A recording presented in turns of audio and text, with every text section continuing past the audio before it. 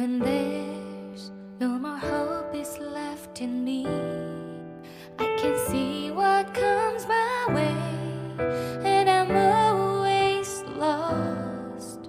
There's nowhere else to go. নমস্কার বন্ধুরা, আমি লক্ষ্মী রান্নাঘরে সবাইকে স্বাগত। বন্ধুরা, আবার প্রতিদিনের মতন রান্নাঘরে চলে এসেছি। আজকের রেসিপি টক ঝাল মিষ্টি আমের আচার। খেতে সুস্বাদু আর বানাতে খুব সোজা। তোমরা প্রথম থেকে শেষ পর্যন্ত দেখতে থাকো। তো চলো বন্ধুরা, শুরু করা যাক। বন্ধুরা, আমি 3টে আম নিয়েছি, আর এই 3টে আমের ওজন হয়েছে 900 গ্রাম। এবারে আমি কেটে নেব।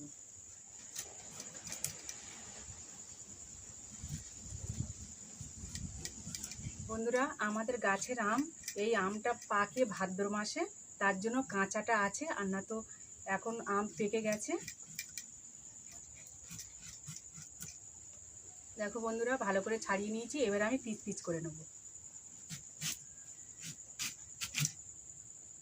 একটু সামান্য লাল হয়েছে, অসুবিধা হবে না।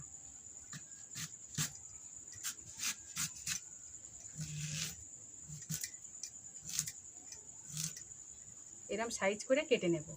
আর বন্ধুরা, আমটা খুব টক, তার জন্য আচারটা খুব ভালো হবে। সব আম কাটা হয়ে গেছে বন্ধুরা। এবারে আমগুলো আমি ধুয়ে নেব।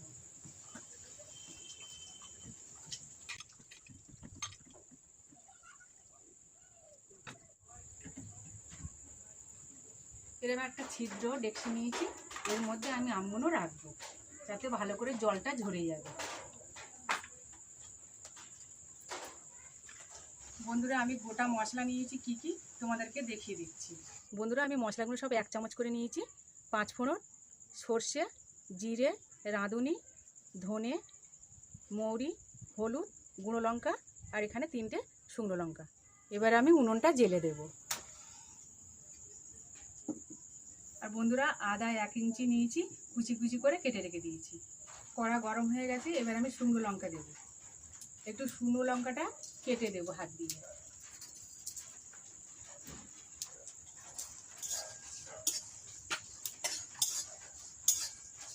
এবারে ধনে দেব।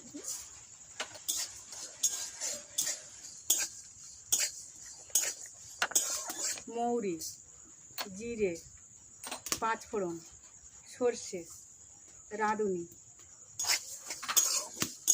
সবগুলো দেওয়া হয়ে গেছে। এবারে আমি একটু হালকা করে ভেজে নেব।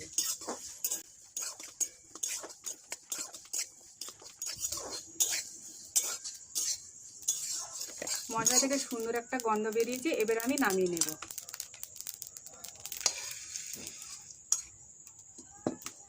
এবার আমি কড়াই সর্ষের তেল দেব। আমি 100 গ্রাম সর্ষের তেল দেব। এবার 2টো শুকনো লঙ্কা দিচ্ছি।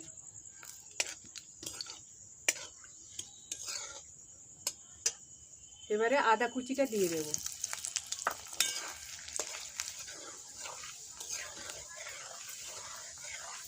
লঙ্কা আদাটা ভালো করে ভেজে নিয়েছি, এবারে আমগুলো দিয়ে দেব।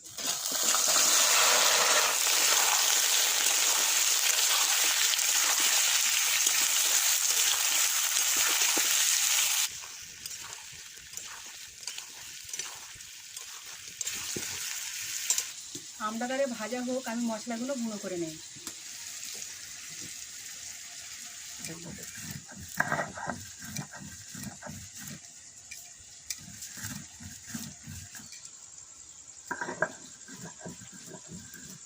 দেখো বন্ধুরা, মিহি করে পিষে নিয়েছি। এবার আমি তুলে নেব।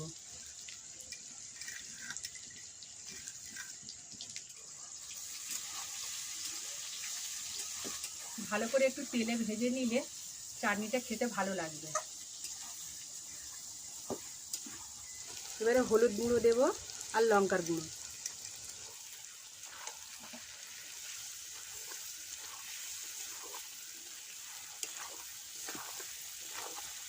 বন্ধুরা, আমি আচারে জল দেব না, এইভাবে বানালে তোমরা সারা বছর ধরে খেতে পারবে।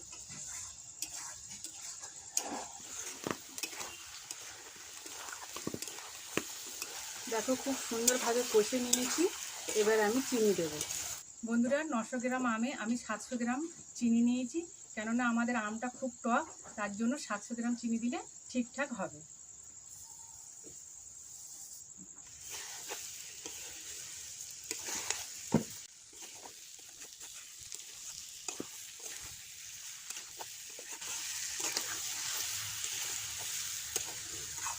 চিনিটা আস্তে আস্তে গলতে আরম্ভ করেছে।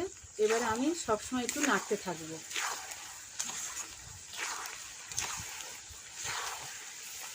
কিছুক্ষণ পর এবারে আমি অল্প করে নুন দেব।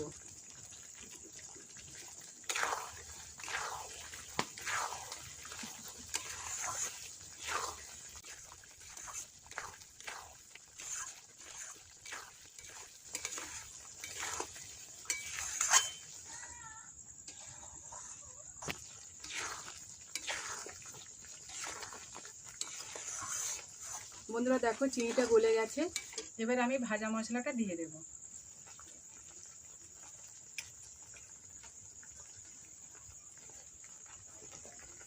আমি সব মশলাটা দিইনি, 2 চামচ দিয়েছি, বড় চামচে।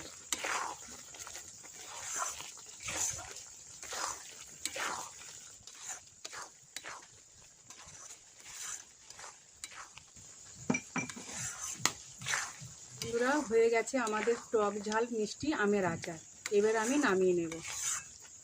এবার আমি প্লেটে তুলে নেব।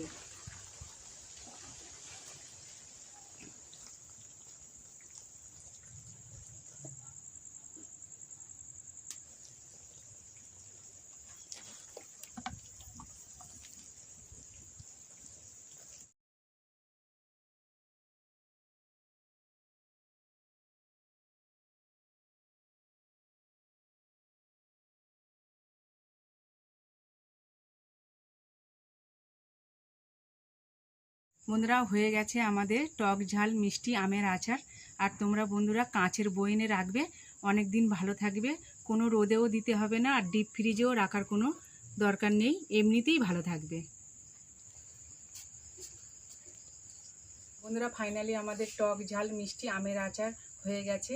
আর তোমরা অবশ্যই এইভাবে আমি যেভাবে করেছি এইভাবে একবার তোমরা বানিয়ে দেখো, খুবই ভালো লাগবে। আর ভালো লাগলে লাইক কমেন্ট শেয়ার করতে ভুলবে না।